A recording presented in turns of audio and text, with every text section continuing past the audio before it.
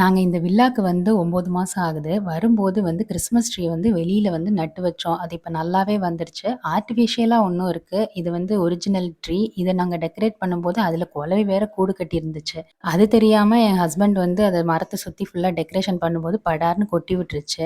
இருந்தாலும் நான் வந்து டெக்கரேஷன முடிக்க மாட்டேன் அப்படின்னு சொல்லிட்டு ஹஸ்பண்ட் வந்து ஃபுல் டெக்கரேஷனையும் முடிச்சுட்டாங்க. 2 டேஸ் ஆச்சு. உள்ள, வெளியில எல்லாம் வந்து செட் பண்ணி லைட்ஸ் எல்லாம் அமேசான்லேருந்து வாங்குனோம்.